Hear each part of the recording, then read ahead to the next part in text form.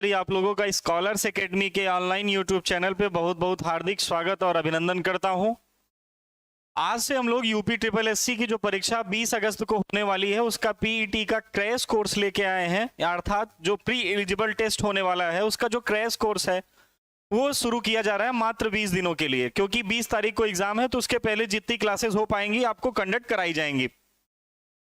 और ये जितना भी उसका टॉपिक है, क्योंकि आप सबको पता होगा इसमें जो क्वेश्चन आने वाले हैं, नंबर ऑफ क्वेश्चन बहुत कम होंगे हर टॉपिक से रिलेटेड।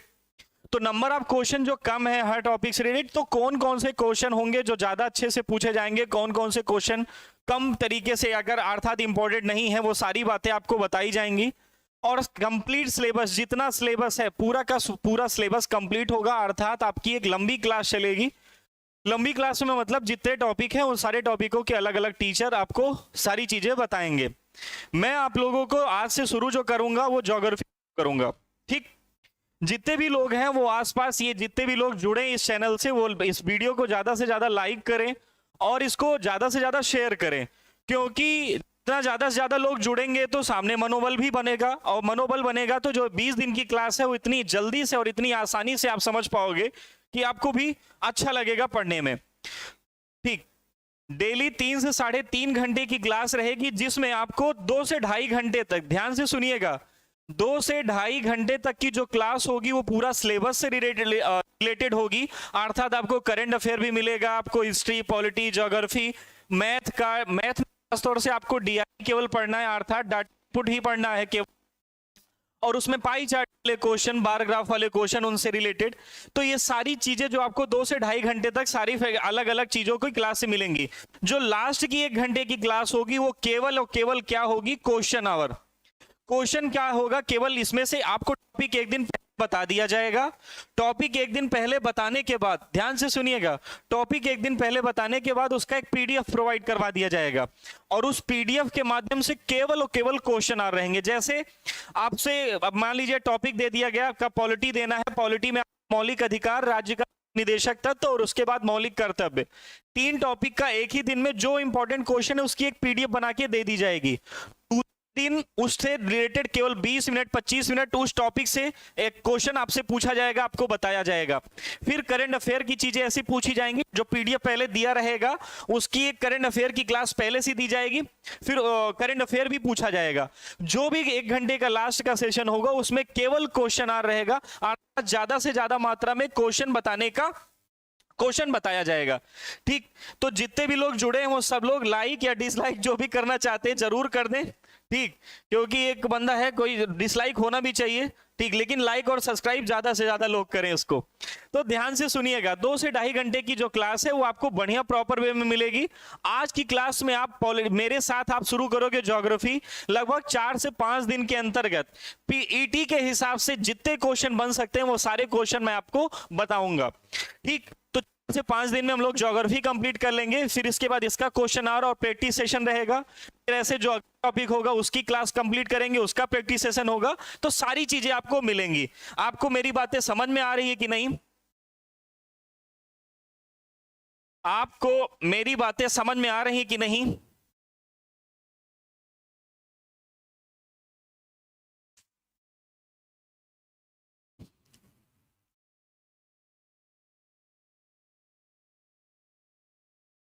दिख क्यों नहीं रहा कितने लोग जुड़े हैं? अच्छा, चलिए ध्यान से सुनिएगा, फिर हम लोग शुरू करते हैं आज से ज्योग्राफी का जो टॉपिक है, और उसके बाद बीच बीच में मैं और सारी चीजें आपको बताता रहूंगा, ठीक। सबसे पहले आज की तिथि के बारे में जान लेते हैं। आज है कौन सी डेट? 29 जुलाई। कौन सी डेट है आज? 29 जुलाई है। 29 जुलाई के दिन कौन सा दिवस मनाया जाता है? तो इंटरनेशनल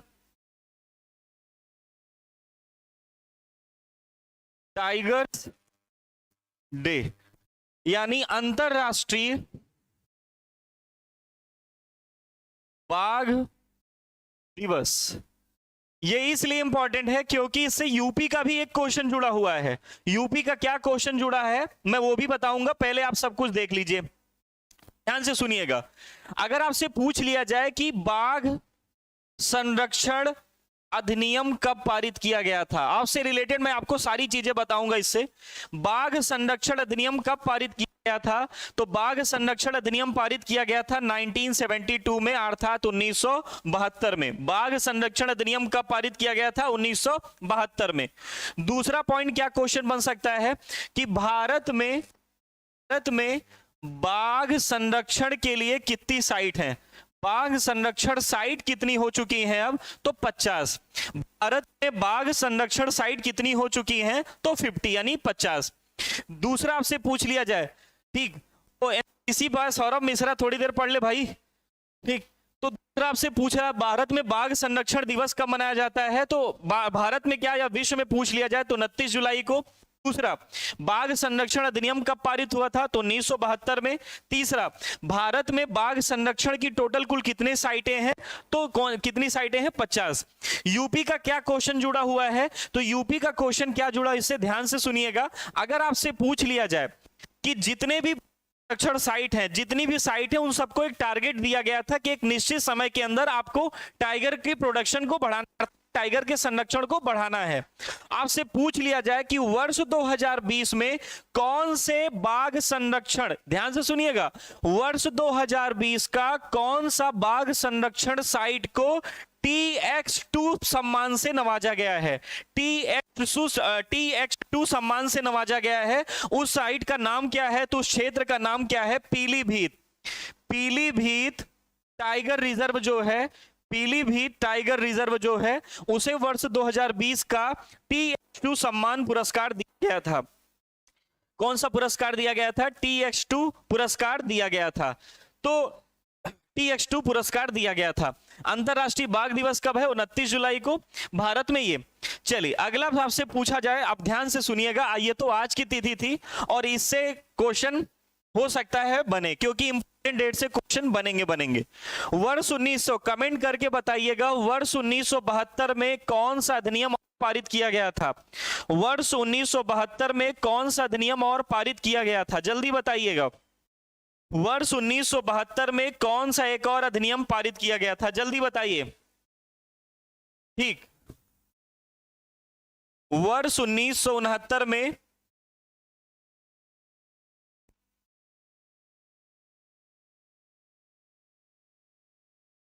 वर्ष 1972 में कौन सा एक अधिनियम और पारित किया गया था? जल्दी बताइएगा, कमेंट करके जल्दी बताइए। 1972 का एक प्रमुख अधिनियम जो और है, पूछा जाता है कई बार पेपर में, उस अधिनियम का नाम बताइए।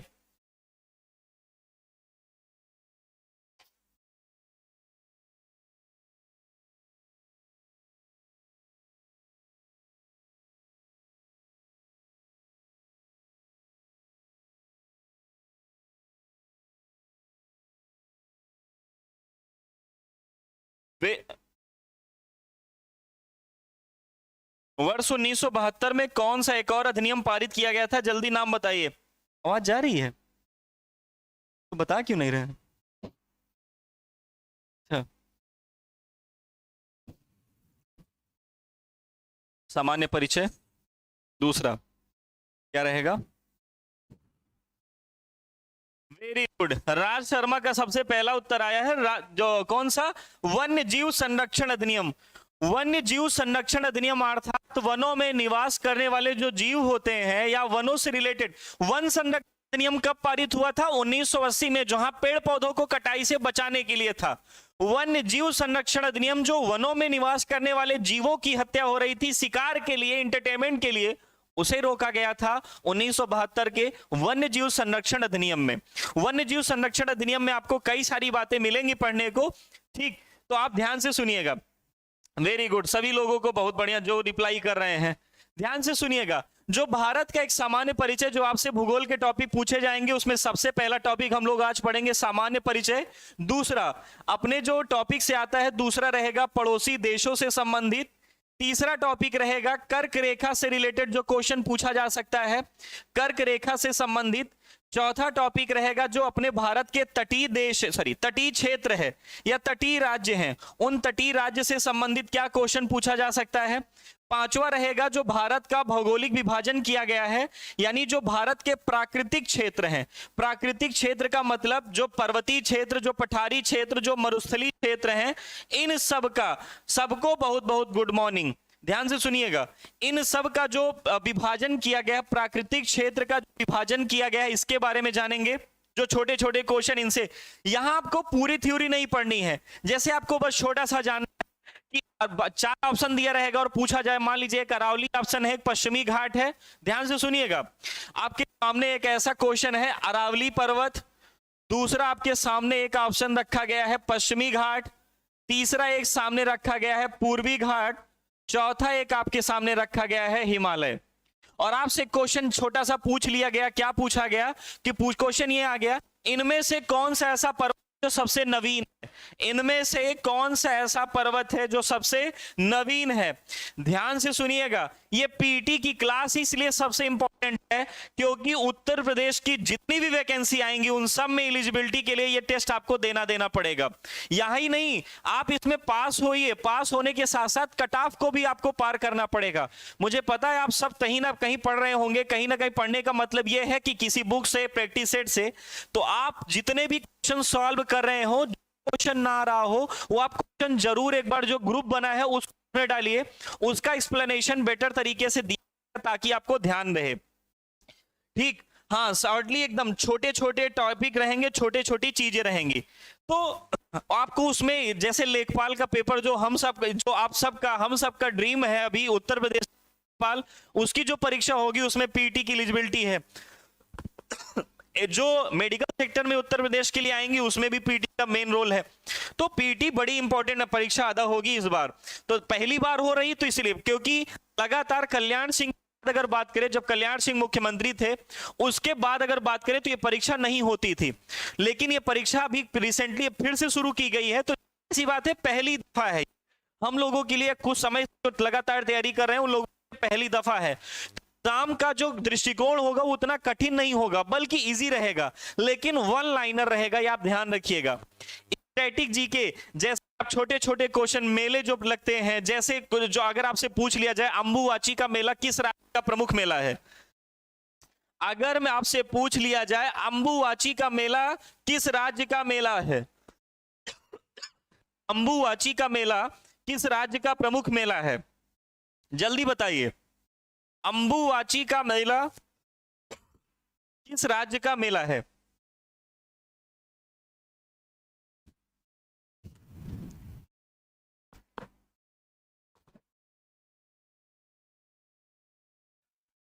बताइएगा,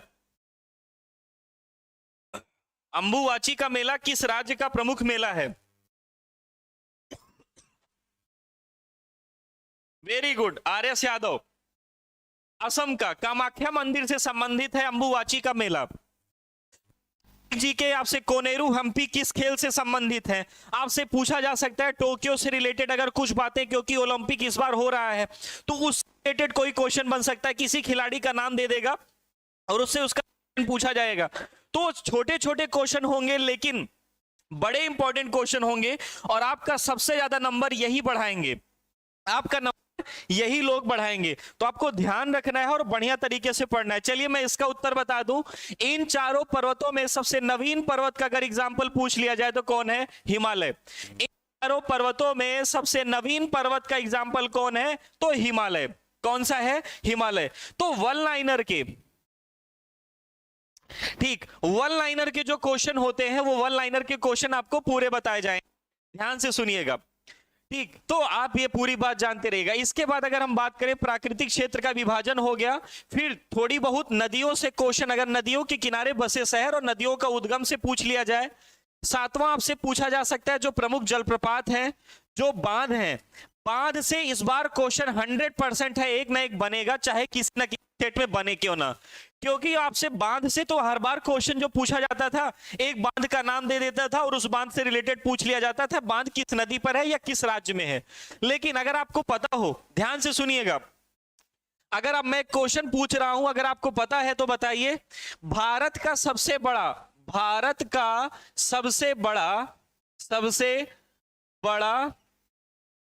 तैरता हुआ solar plant, solar power plant कहां स्थापित है, कहां स्थापित है?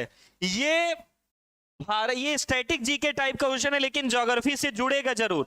तबीयत मेरी ठीक है सौरभ भाई, एकदम पूछने के लिए बहुत बहुत शुक्रिया, भगवान आपका भला करे। ध्यान से सुनिएगा, भारत का सबसे बड़ा तैरता हुआ राष्ट्रीय उद्यान कहां पर, सॉरी राष्ट्रीय उद्यान क्या, सोलर पावर प्लांट कहां स्थापित है? तो आप उत्तर बताओगे इसका। अभी प्रेजेंट टाइम में है कहां पर? तेलंगाना में। है कहां पर? तेलंगाना में। रामागुंडम नामक एक बांध है। कौन सा? रामागुंडम बांध एक है, और उसी रामागुंडम बांध में तैरता हुआ सबसे बड़ा सोलर पावर प्लांट लगा है। ठीक, हाँ अभी जो उत्तर दे रहे हैं कौन पहला दिया? एनसीसी बाय सौरभ मिश्रा, और ये अच्छा एमपी में बता रहे हैं। ये स्थापित किया जा रहा है, इस वर्ष की सबसे लेटेस्ट प्रोजेक्ट है। पहले कहां था? तेलंगाना में। अभी कहां बन रहा है? तो अभी बन रहा है एमपी में। कौन से क्षेत्र में? ओमकारेश्वर बांध, सॉरी हाँ ओमकारेश्वर बांध जो है नर्मदा नदी पर, वहां पर इसे स्थापित किया जा रहा है। तो बांध को लेकर के जो वेरी गुड यूपीएसआई मोटिवेशन, पहले कहां था? तेलंगाना में। अभी कहां पर है? तो स्थापित किया जो जा रहा है वो एमपी में है, ओमकारेश्वर। तो बांध से रिलेटेड जो क्वेश्चन है करंट अफेयर को जोड़ करके। फिर इसके बाद अगर हम बात करें तो इसके बाद जलप्रपात हो गया, बांध हो गया, झील से क्वेश्चन बन सकते हैं। झील के बाद अगर हम बात करें तो जो भारत की प्रमुख रामसर साइट है, जो भारत की प्रमुख रामसर साइट है, मैंने कई बार आपको बताया होगा कि सबसे ज्यादा रामसर साइट देने वाला अगर कोई क्षेत्र है तो उत्तर प्रदेश। सबसे ज्यादा रामसर साइट देने वाला क्षेत्र कौन सा है? उत्तर प्रदेश। उत्तर प्रदेश में सबसे नवीन रामसर साइट स्थल कौन सा है? उत्तर प्रदेश में सबसे नवीन रामसर साइट कौन सा स्थल है? तो उसका नाम है सूर सरोवर आगरा। उसका नाम क्या है? सूर सरोवर आगरा। तो रामसर साइट से क्वेश्चन, रामसर साइट एक कंजर्वेशन, एक सम्मेलन था, रामसर में हुआ था। और इस रामसर साइट केवल एक था, विश्व में जितनी भी आर्द्र भूमियां हैं उस आर्द्र भूमि के संरक्षण से रिलेटेड है। जल्दी मुझे बताइए, जितने लोग बैठे हैं, जितने भी लोग हैं वो लोग बताएं कि रामसर सम्मेलन किस देश में हुआ और कब हुआ था? याद है तो जल्दी बताइए, रामसर सम्मेलन किस देश में हुआ था और कब हुआ था? ठीक, तो पहला ये कमेंट करके बताइएगा आप लोग। पहला हो गया जलप्रपात, बांध हो गया, झील हो गया, रामसर साइटें हो गई। दूसरा आपसे क्या पूछा जा सकता है मेरे भैया? जनजाति से, जनजाति हो गया। तीसरा क्या बन सकता है? तो खनिज संसाधन है, क्योंकि खनिज संसाधन की लेटेस्ट सूची आ गई है तो हो सकता है, ठीक, खनिज संसाधन की लेटेस्ट सूची आ गई है तो उस लेटेस्ट सूची में आपसे पूछा जा सकता है कुछ प्रमुख खनिजों से रिलेटेड, जिसमें तेल हो गया, पेट्रोलियम हो गई, नवीकरणीय, अनवीकरणीय, सारी ऊर्जा से रिलेटेड।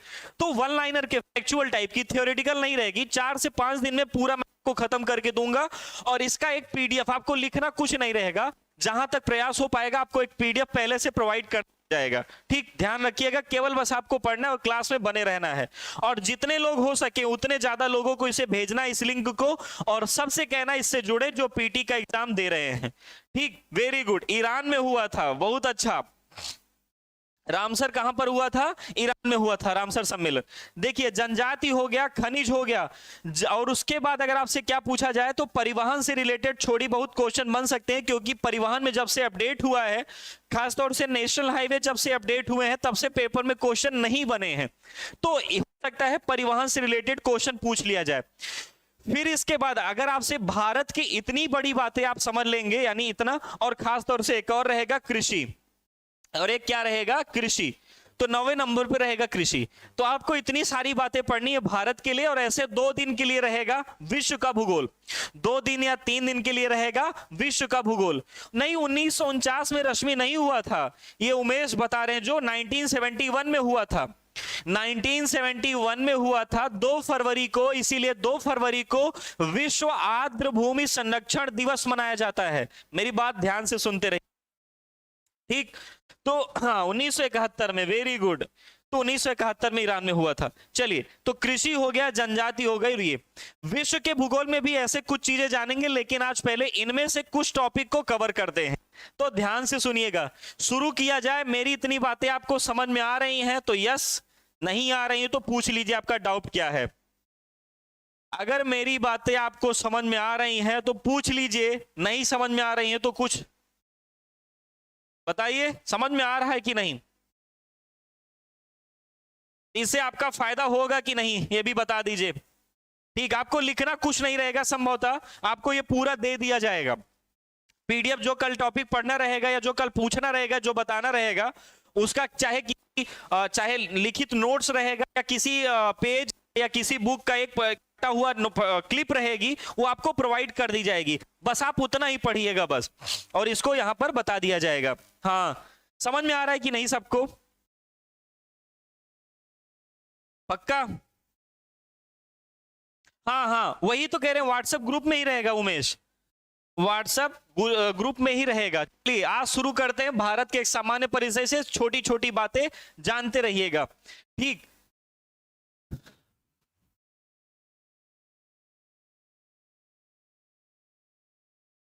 इस बार मेहनत अगर आप कर लिए पीटी वाला तो हो, बहुत उम्मीद है कि 100% है कि इस बार आपका सिलेक्शन होना तय है, और अगले साल फरवरी तक आपकी शादी भी होनी तय हो जाएगी। फिर ध्यान से सुनिएगा, पीटी का एग्जाम बहुत कुछ तय करेगा। चलिए,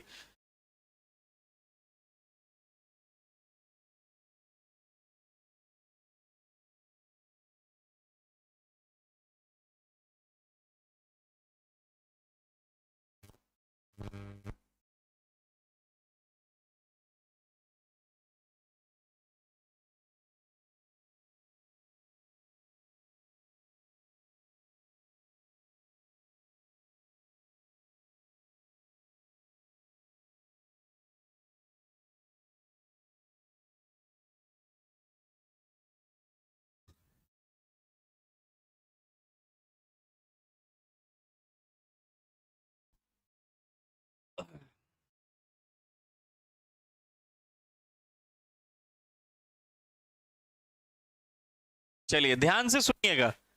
ठीक, कर दिया जाएगा, कर दिया जाएगा, आपको बता दिया जाएगा। निहाल जी के द्वारा भी आपको लास्ट में, आपको उसमें नंबर पे, कोचिंग वाले नंबर पे फोन करके पूछ लीजिएगा, आपको सारी बातें बता दी जाएंगी। इस क्लास का पूरा शेड्यूल कैसे क्या होना है, सब कुछ। हाँ, कर सब लोगों को बात करनी होगी कोचिंग के नंबर पे। वेरी गुड रश्मि जी।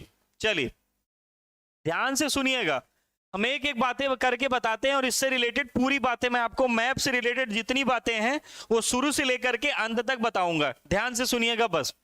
सबसे पहली बात तो भारत एक सामान्य परिचय में सबसे पहली बात रहेगी कि भारत किस गोलार्ध में स्थित है। तो ध्यान से सुनिएगा, ठीक, ध्यान से सुनिएगा, सबको जोड़ दिया जाएगा, आप सुनते रहो बस। अगर आपसे पूछ लिया जाए कि भारत किस गोलार्ध में है, तो भारत अक्षांशीय दृष्टि से उत्तरी गोलार्ध में। भारत अक्षांशीय दृष्टि से, ध्यान से मेरी एक एक बात सुनते रहिएगा, हर चीज लिखना संभव नहीं है, तो आप मेरी बात सुनते रहिएगा। भारत अक्षांशीय दृष्टि से किस गोलार्ध में है? उत्तरी। और देशांतरी दृष्टि से किस गोलार्ध में है? तो पूर्वी। अगर आपसे पूछ लिया जाए कि भारत की विस्तार किस गोलार्ध में है, तो उत्तर पूर्वी गोलार्ध में। कौन से गोलार्ध में? उत्तर पूर्वी गोलार्ध में। दूसरा पॉइंट आपसे पूछ लिया जाए कि भारत किस गोलार्ध में? उत्तर पूर्वी गोलार्ध में है। दूसरा पॉइंट आपसे पूछ लिया जाए कि भारत का जो विस्तार है, वो भारत का विस्तार किस तरीके से है। तो अगर नॉर्थ से, जम्मू कश्मीर से लेकर के या लद्दाख से अगर बात कर ले तो कन्याकुमारी तक, नॉर्थ से लेकर के साउथ तक हमारा टोटल विस्तार कितना है? उसका है 32-14 किलोमीटर। 32-14 किलोमीटर। अगर आपसे दूसरा पूछ लिया जाए, ध्यान से सुनिएगा, अक्षांशीय दृष्टि से उत्तरी, देशांतरी दृष्टि से पूर्वी गोलार्ध में है। अगर आपसे पूछ लिया जाए नॉर्थ से लेकर के साउथ तक हम लोगों का विस्तार कितना है, तो 32-14 किलोमीटर। अगर आपसे पूछ लिया जाए कि ईस्ट से लेकर के वेस्ट तक का, ईस्ट से लेकर के, ये पहला पॉइंट हुआ, ये दूसरा पॉइंट, ईस्ट से लेकर के वेस्ट तक का हम लोगों का विस्तार कितना है, तो 2933 किलोमीटर, यानी 29-33 किलोमीटर। कौन सा? 29-33 किलोमीटर। ठीक, 29-33 किलोमीटर। अगर आपसे पूछ लिया जाए तीसरा पॉइंट, भारत का एरिया कितना है, यानी क्षेत्रफल कितना है, तो अगर आपसे पूछ लिया जाए क्षेत्रफल कितना है, 32,87,263 किलोमीटर स्क्वायर, यानी 32,87,263 किलोमीटर स्क्वायर।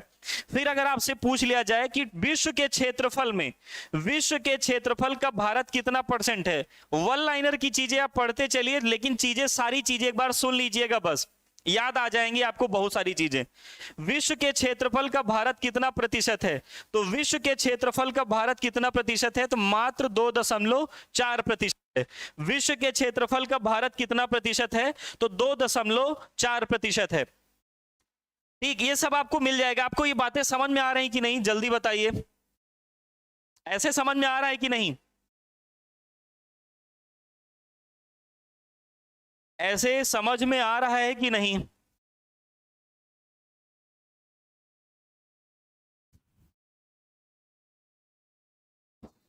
जल्दी बताइएगा, ऐसे समझ में आ रहा है कि नहीं?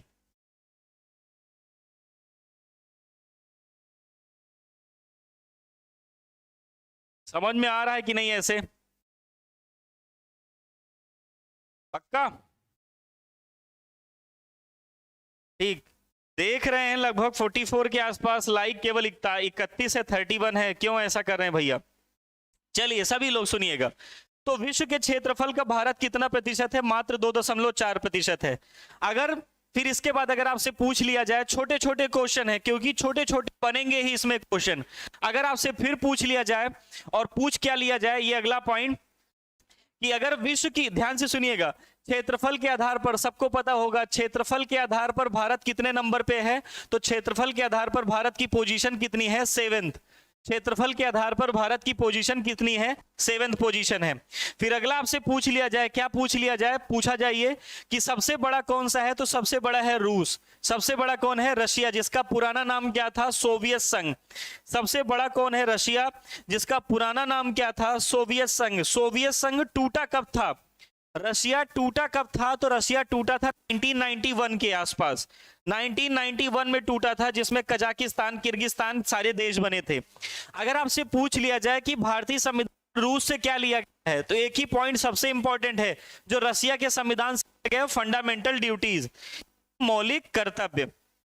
क्या है? मौलिक कर्तव्य लिया गया। तो सबसे पहले नंबर पे क्षेत्रफल में कौन है? रूस। दूसरे नंबर पे कौन है? कनाडा। तीसरे नंबर पे कौन है? चीन। चौथे नंबर पे कौन है? उत्तरी अमेरिका या यूएसए, संयुक्त राज्य अमेरिका। फिर पांचवें नंबर पे अगर आपसे पूछ लिया जाए, ब्राजील। फिर ब्राजील के बाद अगर हम बात कर ले, छठे नंबर पे कौन है? ऑस्ट्रेलिया। ऑस्ट्रेलिया के बाद अगर हम बात कर ले 7th नंबर पे कौन है? तो 7th नंबर पे कौन है? भारत। भारत के बाद अगर हम बात कर ले 8वें नंबर पे, तो 8वें नंबर पे कौन होगा? अर्जेंटीना। फिर 9वें नंबर पे अगर बात कर ले तो कजाकिस्तान। ठीक, फिर 10वें नंबर पे अगर बात कर ले, अल्जीरिया। मैंने कई बार आपको बताया होगा कि 2013 के पहले की अगर आपके पास कोई किताब होगी 2011 के पहले की, हाँ ठीक, हाँ हम पूछेगा, जरूर पूछेगा। हाँ ध्यान से सुनिएगा, अगर आपसे पूछ लिया जाए कि अगर, हाँ मैं बता रहा था, अगर आपके पास 2011 के पहले की कोई किताब होगी तो 10वें नंबर पे कौन मिलेगा? सूडान मिलेगा। लेकिन सूडान के टूटने के बाद 10वें नंबर पे अब कौन आ गया है? तो अल्जीरिया आ गया है। कौन आ गया है? अल्जीरिया आ गया है। चलिए, क्षेत्रफल के आधार पर हम कितने नंबर पे हैं? तो क्षेत्रफल के आधार पर हमें कितने नंबर पे? 7वें नंबर पे। फिर अगर आपसे पूछ लिया जाए, क्या पूछा जा सकता है? फिर अगला पॉइंट अगर आपसे पूछ लिया जाए, और वो पॉइंट ये बनेगा कि जो भारत है, इस भारत का सबसे उत्तरी बिंदु क्या है? इस भारत का सबसे उत्तरी बिंदु क्या है? उत्तरी बिंदु, दक्षिणी बिंदु, इन सबसे अगर क्वेश्चन बन गया तो क्या बनेगा? उत्तरी बिंदु में अगर आपसे पूछ लिया जाए तो सबसे उत्तरी बिंदु है इंदिरा कॉल। इंदिरा कॉल या इंदिरा कॉलोनी कहते हैं उसको। इंदिरा कॉल है कहां पर? लद्दाख में। कहां पर है? लद्दाख में। दक्षिणी बिंदु क्या है? दक्षिणी बिंदु क्या है? तो दक्षिणी बिंदु यहां पर है, देखिए ये वाला, कन्याकुमारी। दक्षिणी बिंदु क्या है? कन्याकुमारी। कन्याकुमारी कहां पर है ये? तमिलनाडु। तमिलनाडु। जल्दी से आप आगे सुनिएगा। अगला है कि भारत का सबसे पूर्वी बिंदु क्या है? जल्दी जल्दी देखते रहिएगा। पूर्वी बिंदु अगर आपसे पूछ लिया जाए तो ये होगा क्या? पलामू, या इसी का नाम है किवीथू, या इसी का नाम है वालांगू। वालांगू कहां पर है ये? तो ये है अरुणाचल प्रदेश में। कहां पर है ये? अरुणाचल प्रदेश में। कहां पर है? अरुणाचल प्रदेश में। सबसे पश्चिमी बिंदु बात कर ले, सबसे पश्चिमी बिंदु की अगर बात कर ले तो सबसे पश्चिमी बिंदु पड़ेगा गुजरात में, जिसका नाम क्या है? सरक्रीक। जिसका नाम क्या है? सरक्रीक या गुहार मोती। सरक्रीक या गुहार मोती या गोगा मोती, इन सबसे अगर सरक्रीक या गुहार मोती कहां पर है, ये गुजरात में है। कहां पर? गुजरात में। ये तो हो गए मुख्य भूमि के दक्षिणी बिंदु, मुख्य भूमि का दक्षिणी, मुख्य भूमि का उत्तरी, मुख्य भूमि का पूर्वी, मुख्य भूमि का पश्चिमी। सर्वोत्तम दक्षिणी बिंदु पूछ लिया जाए, सर्वोत्तम दक्षिणी बिंदु पूछ लिया जाए, सर्वोत्तम दक्षिणी बिंदु पूछ लिया जाए तो आप उत्तर क्या बताओगे? सर्वोत्तम दक्षिणी बिंदु पूछ लिया जाए तो आप उत्तर क्या बताओगे? जल्दी बताइएगा। उसका नाम क्या है? इंदिरा पॉइंट। क्या नाम है उसका? इंदिरा पॉइंट। क्या नाम है? इंदिरा पॉइंट। फिर अगर आपसे पूछ लिया जाए, ध्यान सुनिएगा, आपसे पूछ लिया जाए इंदिरा पॉइंट किस क्षेत्र में स्थित है, तो अंडमान निकोबार का एक जिला है जिसका नाम है ग्रेट निकोबार। अंडमान निकोबार का एक जिला है जिसका नाम क्या है? ग्रेट निकोबार। ग्रेट निकोबार। तो इंदिरा पॉइंट या इसी का पुराना नाम था पार्सन पॉइंट या इसी का नाम है लाहेचिंग। तो Indira point, Pygmalion point, parson point या लाहेचिंग किसका नाम है? ये सब इसी इंदिरा पॉइंट का है, जो भारत का सर्वोत्तम दक्षिणी बिंदु है, यानी मुख्य भूमि को भी पार कर गया है, अर्थात यहां पर पहुंच गया है। पहुंचने का मतलब क्या है? अंडमान निकोबार क्षेत्र पे पहुंच गया है। मेरी बात समझ पा रहे हैं आप लोग? बहुत बढ़िया। चलिए, इंदिरा पॉइंट हो गया। फिर अगला आपसे पूछ लिया जाए कि वर्तमान समय में, ध्यान से सुनिएगा, अगर आपसे पूछ लिया जाए, ठीक, अगर आपसे पूछ लिया जाए, क्या पूछ लिया जा सकता है? ठीक ठीक, अगला पॉइंट क्या बनेगा आपसे? अगला पॉइंट ये बन सकता है कि भारत के तटीय क्षेत्रों के या भारत की सीमाओं को लेकर के क्वेश्चन। अगर आपसे भारत की सीमा को लेकर के क्वेश्चन पूछ लिया गया, सीमा का मतलब बाउंड्री, दूसरी वाली सीमा नहीं, ठीक, बाउंड्री को लेकर के क्वेश्चन पूछ लिया गया, तो ध्यान से सुनिएगा, भारत की दो सीमाएं, उत्तर की तरफ, खास तौर से देखिएगा, एक बार मैप देख लीजिएगा ताकि कंफ्यूजन ना हो, क्योंकि आप जितने भी प्रैक्टिस सेट सॉल्व कर रहे होंगे उन प्रैक्टिस सेट में इससे क्वेश्चन जरूर रहता है, खास तौर से इन सातों बहनों को लेकर के। आपसे एक नाम दे देगा, आपसे पूछेगा निम्न राज्य की सीमा किससे नहीं लगती है या किस देश की सीमा किससे लगती है, ऐसे क्वेश्चन भी जरूर रहेंगे आप जितने भी प्रैक्टिस सेट दे रहे होंगे। तो एक बार देख लीजिए, आपको बढ़िया कंफ्यूजन दूर हो जाएगी। एक तरफ से शुरू करिए ताकि कोई कंफ्यूजन ना हो, और सभी लोग मेरे साथ बताते रहिए ये कौन सा राज्य होगा? गुजरात। गुजरात के ऊपर अगर चलेंगे तो गुजरात के ऊपर कौन मिलेगा? राजस्थान। कौन मिलेगा? एक एक सीक्वेंस से याद रखिए, अगर मैप देखते देखते रहेंगे एक दो बार अपने आप याद हो जाएगा। ठीक, ध्यान से सुनिएगा, अगर आपसे पूछ लिया जाए सबसे पहले गुजरात, दूसरा राजस्थान, तीसरे नंबर पे बात करें 5 नदियों का देश जिसका नाम है, 5 नदियों का राज्य जिसका नाम है पंजाब। पंजाब से भी क्वेश्चन आना तय है, चाहे वो कृषि को लेकर के पूछ लिया जाए, चाहे कैसे भी पूछा जाए। पंजाब को लेकर के क्वेश्चन पूछ लिया जाए, चाहे वो कृषि को लेकर के पूछा जाए, चाहे वो कैसा भी क्वेश्चन क्यों ना पूछ लिया जाए। तो ध्यान से सुनिएगा, अगर आपसे क्वेश्चन पूछ लिया जाए कि राजस्थान, राजस्थान के ऊपर कौन है? पंजाब। पंजाब के ऊपर अगर बात कर ले मेरे भैया, तो बगल में ही यहीं पर पड़ता है, पहले तो पूरा नाम का हुआ करता था जम्मू कश्मीर, लेकिन अपडेट हुआ है 31 अक्टूबर 2019 को, और जम्मू कश्मीर और लद्दाख दो अलग अलग केंद्र शासित प्रदेश बने हैं। जम्मू कश्मीर और लद्दाख केंद्र शासित प्रदेश बनने के बाद, ध्यान से सुनिएगा, जम्मू कश्मीर सर 249 में आल सब रहेंगे, हाँ हाँ सब कुछ ऑल सब्जेक्ट रहेगा एनसीसी। ठीक ठीक, 31 अक्टूबर को 2019 को जम्मू कश्मीर टूट करके क्या बना था? जम्मू कश्मीर और लद्दाख में टूटा था। तो अगर आपसे पूछ लिया जाए ये कितने, सबसे इधर कौन सा है? जम्मू कश्मीर है। बगल में कौन है? तो बगल में है लद्दाख का इलाका। अगर आपसे पूछ लिया जाए मेरे भैया कि लद्दाख में कितने जिले आते हैं? लद्दाख में जिले हैं केवल 2। देखिएगा, मैं बार बार कह रहा हूं, जितने वो जो वीडियो देख रहे हैं, भगवान पाप देगा आपको, अगर जितने भी लोग देख रहे हैं वो कम से कम लाइक तो कर दें। उंगली केवल उसमें स्क्रीन पर रखनी तो है, केवल उसमें कौन सा मंत्र पढ़ना है। तो लाइक और इसको शेयर करिए अगर आपको लगे। समझ पा रहे हैं कि नहीं? चलिए, तो लद्दाख, लद्दाख में जिलों की संख्या कितनी है? तो लद्दाख में जिलों की संख्या है 2, पहला लेह, दूसरा कारगिल। पहला लेह, दूसरा कारगिल। कारगिल विजय दिवस कब मनाया जाता है? कमेंट करके उत्तर बताइएगा। कारगिल की लड़ाई कब हुई थी? 1999। लेकिन कारगिल विजय दिवस कब मनाया जाता है? तो जल्दी बताइएगा इसको, तब तक मैं आगे बढ़ता हूं। लद्दाख में जिले कितने हैं? 2।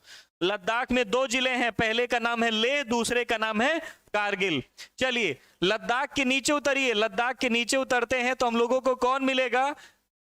हिमाचल प्रदेश। कौन मिलेगा? हिमाचल प्रदेश, जहां आपके किन्नौर जिले में अभी एक दुखद घटना आपने देखी थी, किन्नौर जिले में दुखद घटना आपने देखी थी, ध्यान से सुनिएगा। हिमाचल प्रदेश, हिमाचल प्रदेश के बाद अगर हम बात करें तो ये एक कौन सा आएगा? उसका नाम होगा उत्तराखंड। कौन सा?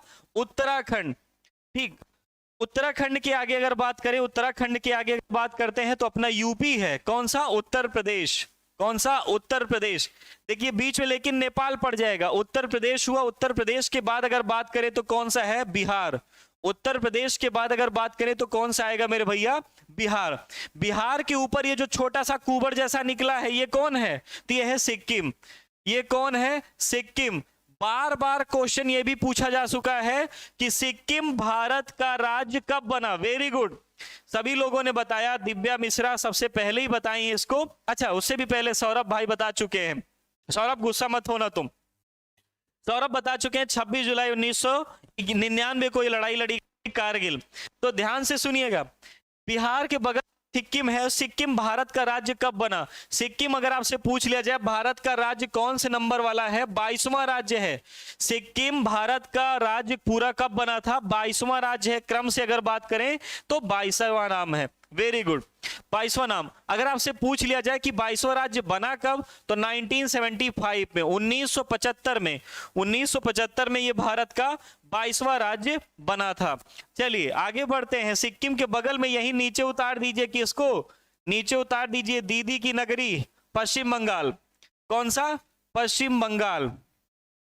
ठीक, बंगाल विभाजन होने के बाद ये दिक्कत आई थी। प्रैक्टिस सेट जितना आप सॉल्व कर रहे हैं, सब में क्वेश्चन बार बार मिल रहा है कि बंगाल के विभाजन के दौरान, ध्यान से सुनिएगा, बंगाल के विभाजन के दौरान गवर्नर जनरल कौन था, यानी वायसराय कौन था?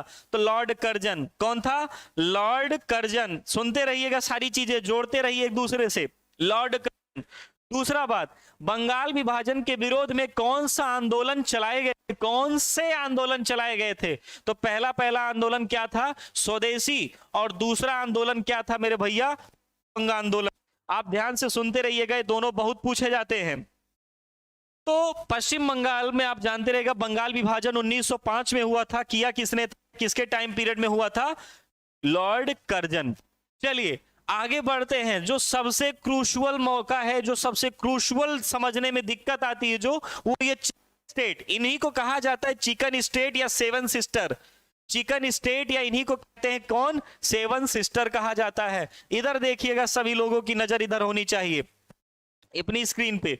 ध्यान से सुनिएगा, अगर आपसे बात कर ले तो आपसे बात करेगा, वैसे कोई करेगा नहीं आपसे बात, लेकिन फिर भी अगर कोई कर ले तो सबसे पहले अगर आपसे नाम पूछ ले, क्या ये ऊपर की तरफ जो निकला है, ये ऊपर की तरफ जो निकला है उसका नाम क्या है? अरुणाचल प्रदेश। सूर्योदय सबसे पहले यहीं पर होता है। अरुणाचल प्रदेश, जहां सबसे पहले सूर्योदय होता है। समझ में आ रहा है कि नहीं?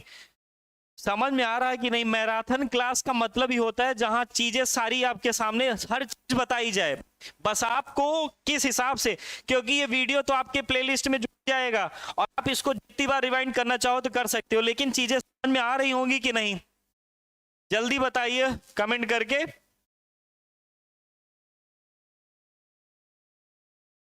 जल्दी बताओ, कमेंट करके बताइए जल्दी।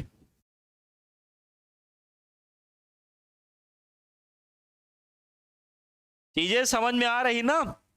बिल्जुल, शिवानी सिंह, बिल्जुल नहीं बिल्कुल होता है। चलिए कोई बात नहीं, टाइपिंग मिस्टेक, कोई बात नहीं।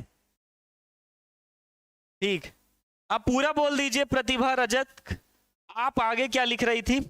ठीक, चलिए सभी लोग सुनते रहिएगा और कमेंट के माध्यम से जुड़े लगातार रहेंगे ना, और चीजें बताते रहेंगे तो क्लास में इंटरेस्ट बना रहेगा। हर चीजें मैं बताऊंगा, चाहे वो स्टैटिक जीके हो, चाहे वो अपने सब्जेक्टिव जीके हो। सब्जेक्टिव जीके भी बताया जाएगा। शिवानी जी, शिवानी, ठीक, चलिए ध्यान से सुनिएगा। तो हर चीज आपको बताई जाएगी, चाहे वो करे इसको क्या कहते हैं, सब्जेक्टिव जीके हो चाहे स्टैटिक जीके हो।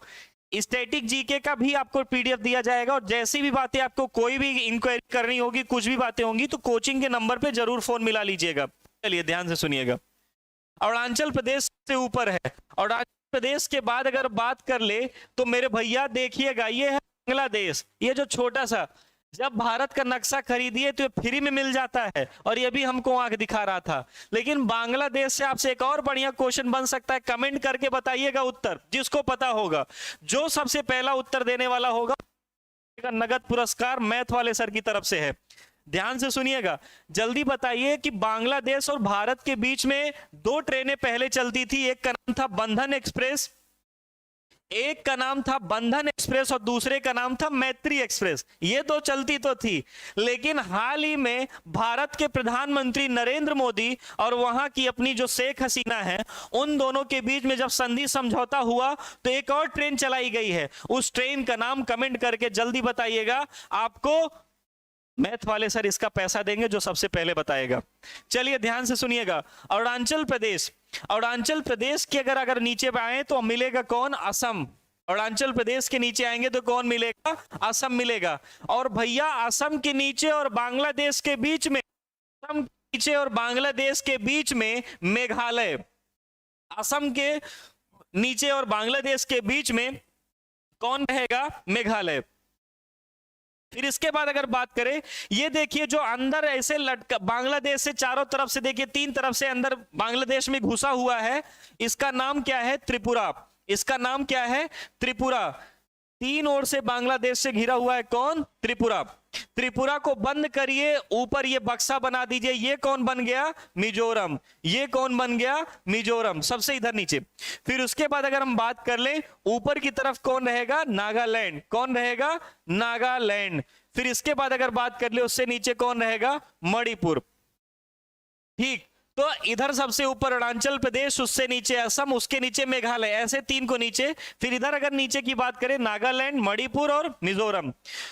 समझ पा रहे हैं कि नहीं आप मेरी बात? जल्दी से बताइए आप उत्तर करके। ठीक, मणिपुर, मिजोरम, त्रिपुरा। समझ में आ रहा है कि नहीं आपको?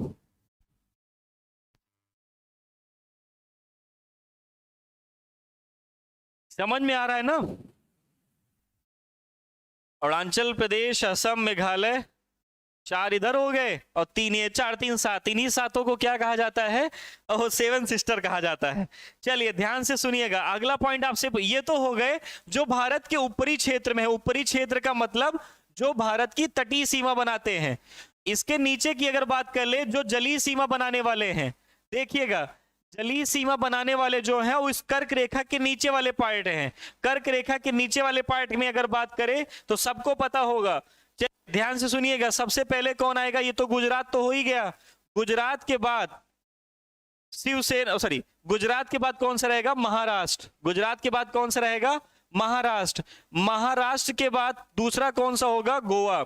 गोवा से एक क्वेश्चन और बन सकता है। क्या बन सकता है?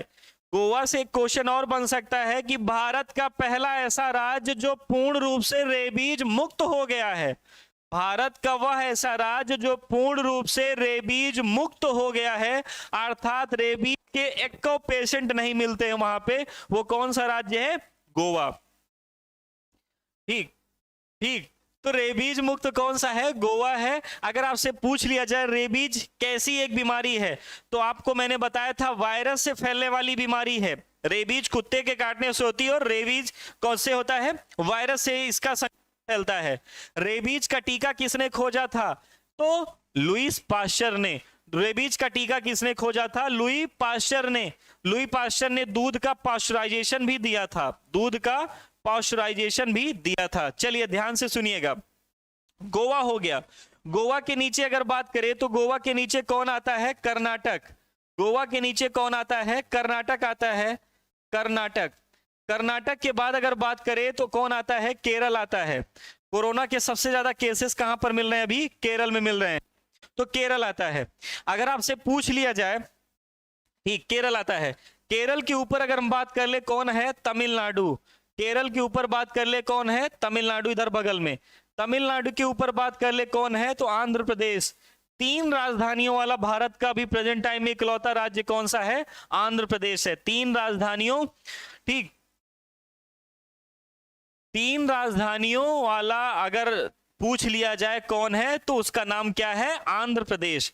चलिए अगला हम बात करें आंध्र प्रदेश के ऊपर। अगर बात करते हैं आंध्र प्रदेश भी वही पहला, ये बार बार पूछा जाता था, लेकिन बहुत पहले क्वेश्चन पूछा जाता था कि भाषा के आधार पर गठित होने वाला पहला राज्य कौन सा है? आंध्र प्रदेश है। तेलुगु भाषियों के लिए गठित हुआ था। चलिए आंध्र प्रदेश के ऊपर अगर बात कर ले कौन है? ओडिशा। आंध्र प्रदेश के ऊपर अगर बात कर ले कौन सा है? ओडिशा। कौन सा है? ओडिशा है। तो ये भारत के जो पड़ोसी क्षेत्र, ये भारत के जो राज्य है, उन राज्यों से रिलेटेड जो पूछा जा सकता है सीमाओं को लेकर के।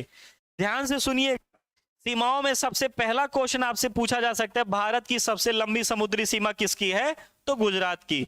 सबसे लंबी समुद्री सीमा किसकी है? तो गुजरात की। सबसे छोटी समुद्री सीमा किसकी है? तो गोवा की। सबसे छोटी समुद्री सीमा किसकी है? तो गोवा की। हाँ शिवम भाई, शिवम सिंह दाढ़ी कटवा ली है, पूरे बहुत सही किए। इतने बड़े बोर्ड में केवल मेरा चेहरा आपने देखा, इसके लिए मैं बहुत बहुत शुक्रगुजार हूं आपको। भैया इसको पता करो देखे, ठीक। नहीं शिवम सिंह, हाँ कटवा लिए थे यार, ठीक। अगर आपको बुरा लगा तो तहे दिल से मैं माफी चाहता हूं, फिर धीरे धीरे मैं बड़ी कर लूंगा दाढ़ी, ठीक। ध्यान से सुनिएगा, ठीक। तो जम्मू कश्मीर, ये अगर आपसे पूछ लिया जाए सीमाओं को लेकर के क्वेश्चन, तो सीमा में सबसे पहले आती है स्थलीय सीमा। सबसे पहली कौन सी आती है? स्थलीय सीमा। और स्थलीय सीमा में हमसे कितने पड़ोसी देश लगे हुए हैं? स्थलीय सीमा में हमसे लगे हुए हैं कितने पड़ोसी देश? 7। स्थलीय सीमा में कितने पड़ोसी देश लगे हुए हैं? तो 7 पड़ोसी देश लगे हुए हैं, ठीक। दूसरा आपसे पूछ लिया जाए स्थलीय सीमा की टोटल लंबाई कितनी है? 15,200 किलोमीटर। कितनी है? 15,200 किलोमीटर। फिर उसके बाद अगर हम बात कर ले जलीय सीमा की, जलीय सीमा को ही तटीय सीमा कहते हैं। जलीय सीमा की अगर बात कर ले मेरे भैया, तो जलीय सीमा की है कितनी? 6,516 किलोमीटर। 6,516 किलोमीटर, ठीक। फिर ये तो स्थलीय सीमा है, कौन सी? तो ये तो स्थलीय सीमा है जो पड़ोसी, ये जो भारत के मुख्य क्षेत्र हैं, ये जो भारत के मुख्य क्षेत्र हैं। लेकिन अगर आपसे पूछ लिया जाए द्वीपों सहित, अगर आपसे पूछ लिया जाए,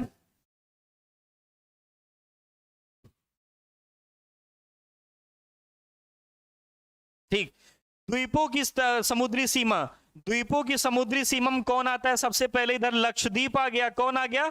लक्षद्वीप आ गया। प्रवाल भित्ति यानी मूंगा द्वारा, मूंगा जो जानवर होते हैं, प्रवाल भित्ति द्वारा बना भारत का सबसे बड़ा द्वीप कौन सा है? तो प्रवाल भित्ति द्वारा बना भारत का सबसे बड़ा द्वीप है लक्षद्वीप। विश्व का सबसे बड़ा द्वीप कौन सा है? प्रवाल भित्ति द्वारा बना विश्व का सबसे बड़ा द्वीप कौन सा है? Great barrier reef. कौन सा? ग्रेट बैरियर रीफ, ठीक, ग्रेट बैरियर रीफ। चलिए ऑस्ट्रेलिया, ठीक। तो अगर आपसे पूछ लिया जाए द्वीपों की सीमा, जिसमें लक्षद्वीप है, जिसमें अंडमान निकोबार द्वीप समूह है, जिसमें दमन है, जिसमें अगर हम बात कर ले जो भारत के छोटे छोटे द्वीप हैं, अगर उनको जोड़ लिया जाए तो उनकी है 1,516.6, 1,416.6, 61 और ये 6 किलोमीटर। इसी तरीके से अगर टोटल जलीय सीमा यानी टोटल तटीय सीमा पूछा जाए भारत की, तो इन दोनों को जोड़ेंगे तब आएगा 7,516.6 किलोमीटर। अगर आपसे पूछ लिया जाए, अगर आपसे पूछ लिया जाए, क्या पूछा जाए? अगर आपसे पूछ लिया जाए कि जो गुजरात से लेकर के यहां तक का मिजोरम का जो एरिया है, वहां पर एक परियोजना चलाई गई थी बाई रोड सबको जोड़ने के लिए, और उस परियोजना का नाम क्या था? भारत माला परियोजना। कौन सा प्रोजेक्ट था? भारत माला प्रोजेक्ट है, जिसको ऑर्गेनाइज, जिसके संरक्षण के लिए कौन काम कर रहा है? बीआरओ काम कर रहा है। और गुजरात से लेकर के जो तटीय क्षेत्र हैं, इन तटीय क्षेत्रों में जो बंदरगाह हैं, जो पोर्ट हैं, उनको बाई रोड जेने, बहुत बढ़िया हर्षिता शुक्ला जी, भगवान आपका भला करे, आपको दीर्घायु बनाए। हर्षिता जी ने बताया सबसे बड़ा मूंगा प्रवाल द्वारा बना कौन सा द्वीप है? उसका नाम है great barrier reef Australia. Great barrier reef Australia.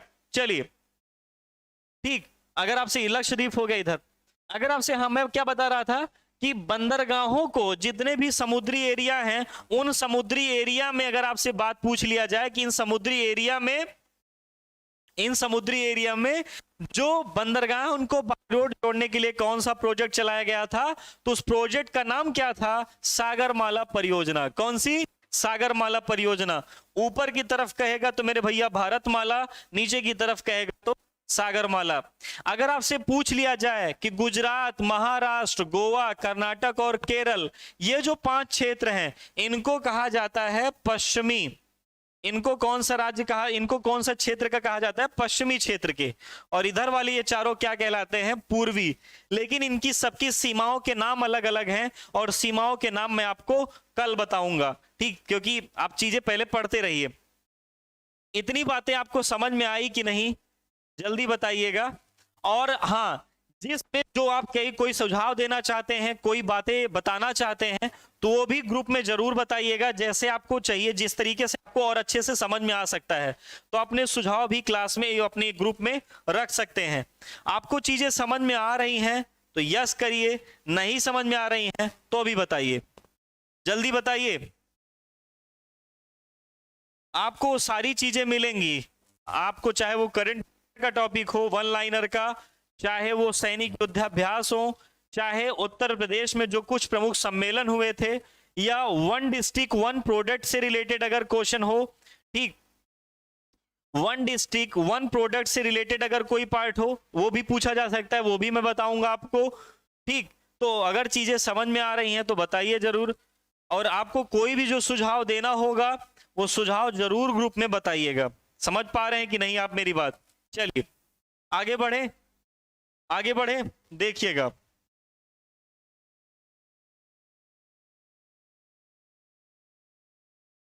ठीक, छोटे छोटे चीजें रहेंगी, मैं आपको छोटी छोटी बातें इसमें बताता रहूंगा। सबसे पहले अगर आपसे बात कर ले, चलिए कुछ क्वेश्चन आप जल्दी से बताइए। देखिए आप पढ़े कितना है अभी, जितना दिन ये जो पीटी के हिसाब से पूछा जाने वाला है, जल्दी से बताइएगा आप लोग। पूछें?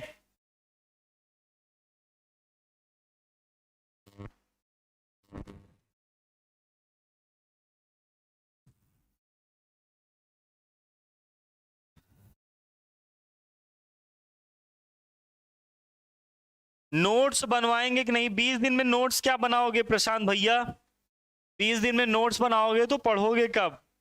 इसी तरीके से चलते रहने दो, और जो चीजें होंगी वो आपको बताती रही जाएंगी। समझ पा रहे हैं कि नहीं? ठीक, चलिए ध्यान से सुनिएगा, आप जल्दी से बताइएगा। ठीक,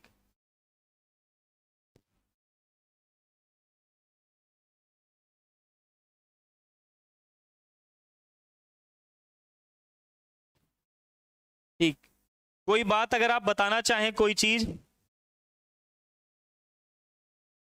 चलो, ये यूपीएसआई मोटिवेशन ने बताया क्षेत्रफल की दृष्टि से याद करने की जो ट्रिक है, रुक चीन अब भारत आया।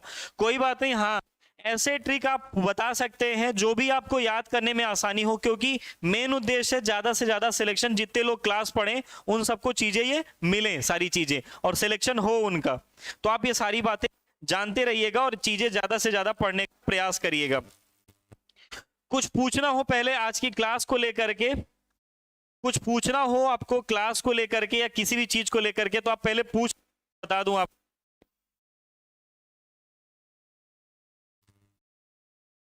कोई भी चीज क्लास को लेकर के पूछनी हो या कोई भी आपके मन में डाउट हो तो एक बार पूछ लीजिए जल्दी से। बाकी आपकी क्लास रेगुलर वे में चलेगी 3-3.5 घंटे। खा पी के इत्मीनान से बैठिए और 3 घंटे 3.5 घंटे लगातार क्लास लीजिए, क्योंकि अगर ये 20 दिन आपने बढ़िया से मेहनत कर लिया।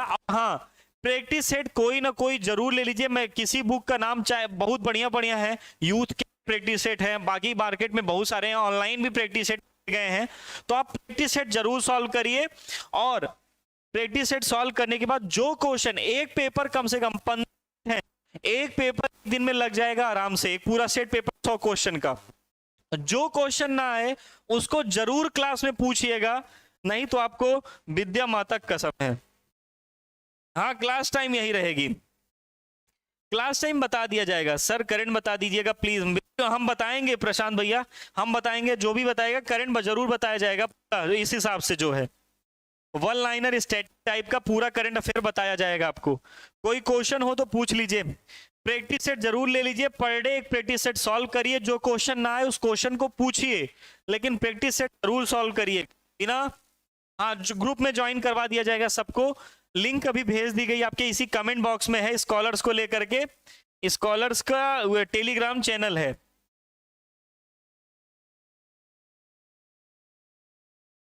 ठीक, स्कॉलर्स का जो अब ये टेलीग्राम चैनल है उसका लिंक दे दिया गया है आपको, तो उसमें आप बात कर लीजिएगा, उसमें आप जुड़ जाइएगा, केवल लिंक टच करेंगे आप टेलीग्राम में जुड़ जाएंगे। अभी फिर से लिंक भेज दिया जा रहा है, ठीक, मैसेज कर दिया गया लेकिन अभी फिर से कर दे रहे हैं, जो लोग नहीं जुड़ पाए हैं तो उनको फिर से कर दिया जा रहा है, टेलीग्राम पे ये सारी जानकारी उस पर मिलेंगी। चलिए, मेरी क्लास आपको अच्छी लगी होगी तो यस कह दीजिए, नहीं तो तब पर भी यस कहिए, बाकी आप क्या कहेंगे। आपको अगली क्लास मैथ की मिलेगी, 5 मिनट का ब्रेक रहेगा, 5 मिनट के ब्रेक के बाद मैथ की क्लास मिलेगी। ठीक, तो लिंक यही रहेगा, हाँ ये ध्यान रखिएगा, मैथ की क्लास मिलेगी और कंटिन्यू हम लोग कल इससे आगे करेंगे और चीजें मैं पीडीएफ के माध्यम से प्रोवाइड करने का प्रयास करूंगा। नहीं भैया, ऑफलाइन क्लास नहीं चल रही है।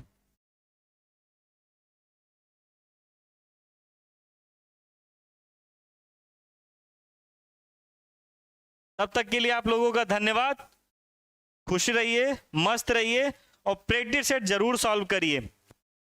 ठीक।